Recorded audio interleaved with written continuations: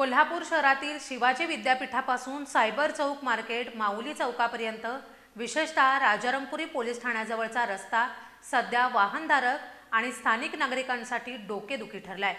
या रस्त्यावर पडलेले खड्डे आणि त्याची विचित्र बांधणीची पद्धत पुन्हा एकदा चर्चेचा विषय बनली आहे।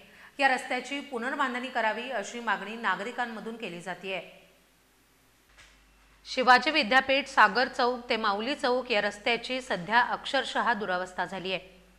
या रस्त्याचं काँक्रिटीकरण करण्यात आलं होतं, मात्र काही ठिकाणी या रस्त्यामध्ये आणि त्याच्या बाजूपट्टीत डांबराचा वापर अत्यल्प प्रमाणात केल्यानं समस्या निर्माण झाली आहे।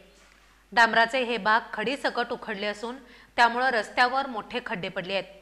डांबर, खडी आणि सिमेंट काँक्रीटचा वापर करून रस्ता तयार करण्याचा हा नवीन प्रयोग संबंधित ठेकेदारानं केला असल्याचा आरोप नागरिक करतायत। या प्रयोगामुळे निष्पाप प्रवाशांना दररोज अपघाताचा सामना करावा लागतोय। आपला जीव मुठीत धरून चालकांना वाहन चालवण्याची कसरत करावी लागते। काही महिन्यांपूर्वीही या रस्त्याच्या बांधणी पद्धतीवरून चर्चा सुरू होती। डांबर, खडी आणि सिमेंट काँक्रीटचा रोड हा जगातला पहिला प्रयोग असावा अशा चर्चा नागरिकांमध्ये सुरू आहेत।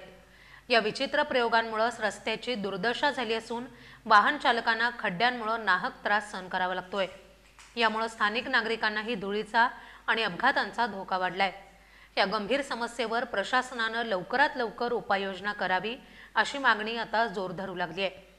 या मार्गावर पुन्हा नव्यानं रस्ता करावा, तसंच या रस्त्याची तपासणी करून दोषींवर कारवाई करण्याची मागणीही नागरिकांमधून केली जाते।